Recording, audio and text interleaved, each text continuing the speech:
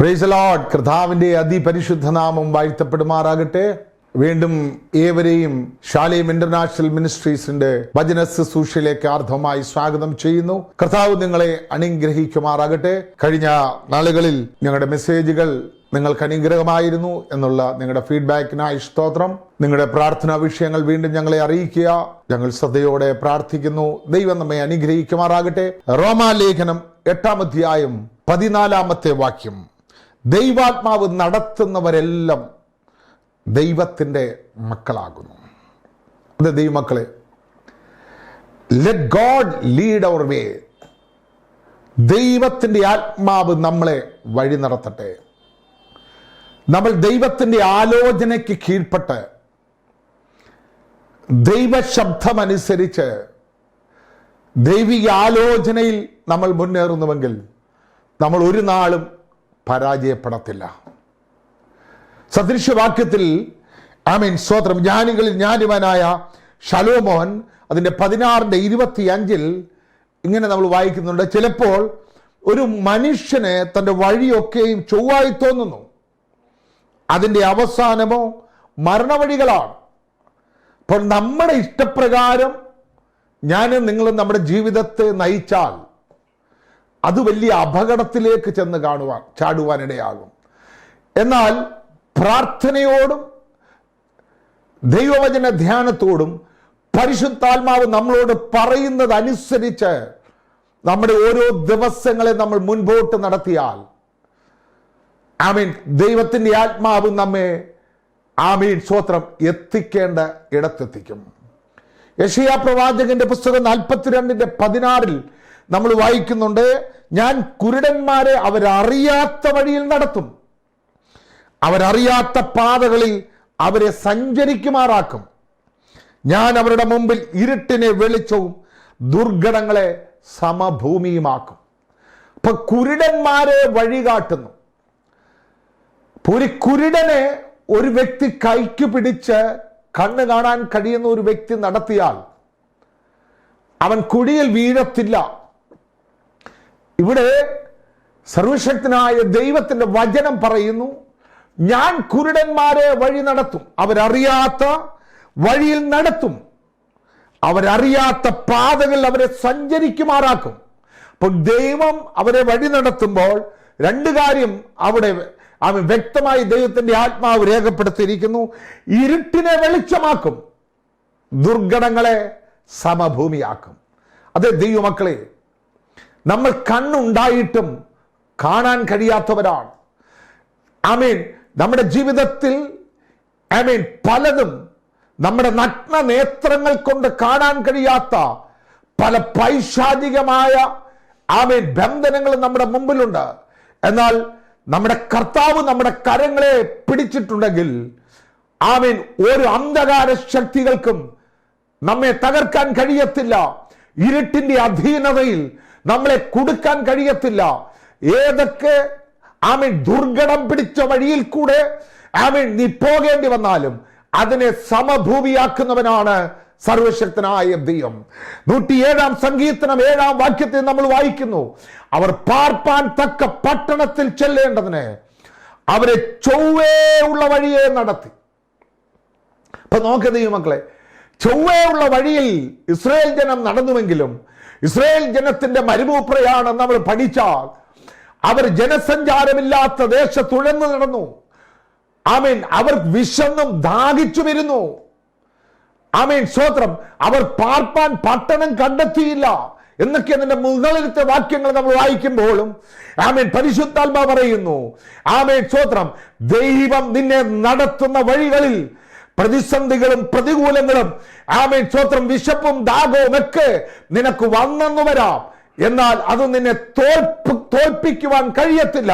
കാരണം നിന്നെ ലീഡ് ചെയ്യുന്ന ദൈവത്തിന്റെ പരിശുദ്ധാത്മാവാണ്. അവൻ നിനക്ക് മരുഭൂമിയെ ജലതടാകമാക്കി തരുന്നവനാണ്. പരിശുദ്ധാത്മാവ് നിനക്ക് വേണ്ടതെല്ലാം തരുന്ന കർത്താവ്. സ്തോത്രം, നല്ല ആലോചനക്കാരനാണ്. അവൻ പാർപ്പാൻ തക്ക പട്ടണത്തിൽ ചെല്ലേണ്ടതിന് അവരെ ചൊവ്വേ ഉള്ള വഴിയെ നടത്തി. ദൈവമക്കളെ, ഇന്ന് ദൈവത്തിന്റെ കൽപ്പന അനുസരിച്ച് ദൈവ വഴിയിൽ നടക്കുന്ന പ്രിയപ്പെട്ടവരെ, നിന്റെ ജീവിതത്തിൽ ആമീൻ കഷ്ടങ്ങളും നഷ്ടങ്ങളും ദുഃഖങ്ങളും ആമീൻ വെല്ലുവിളികളും ഒക്കെ ഉണ്ടാകാം. അത് യഥാർത്ഥമായ ക്രിസ്തീയ ജീവിതത്തിൽ ഉള്ളതാണ്. അതില്ലെന്ന് പഠിപ്പിക്കുന്നവരൊക്കെ വെറുതെയാണ്. അതുണ്ടെങ്കിലും നീ ദൈവത്തിന്റെ ആലോചനയ്ക്ക് വിധേയപ്പെട്ട് നിന്റെ സ്റ്റെപ്പുകളെ നീ മുൻപോട്ട് നടന്നാൽ ആമീൻ നീ ഒരു നാളും പരാജയപ്പെടത്തില്ല. ഒരു നാളും നീ പരാജയപ്പെടുവാൻ ദൈവം തമ്പുരാൻ അനുവദിക്കത്തില്ല. ആമീൻ. അബ്രഹാം പിതാവിനോട് സർവശക്തനായ ദൈവം ഇപ്രകാരം പറഞ്ഞു, നീ പിതൃഭവനത്തെയും ചാർച്ചക്കാരെയും വിട്ട് ഞാൻ കാണിപ്പാനിരിക്കുന്ന ദേശത്തേക്ക് പുറപ്പെടുക. അപ്പൊ ദൈവമാണ് അവനെ ലീഡ് ചെയ്യുന്നത്.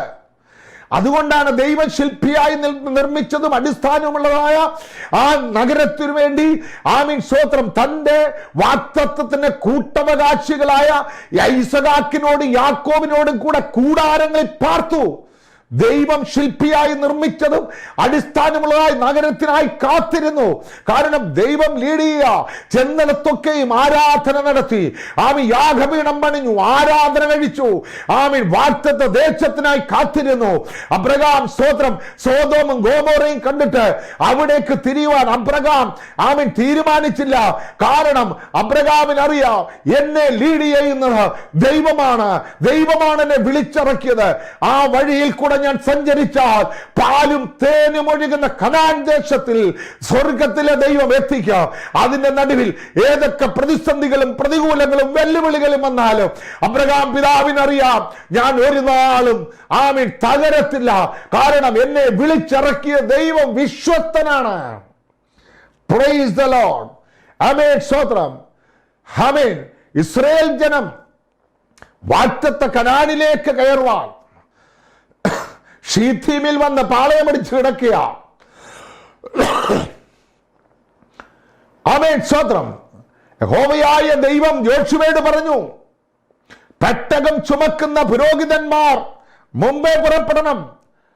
അവരുടെ അവരുടെ ഉള്ളങ്കാൽ വെള്ളത്തിൽ ചവിട്ടുമ്പോൾ ഈ യോർദാന്റെ കുത്തൊഴുക്ക് ഞാൻ നിർത്തും.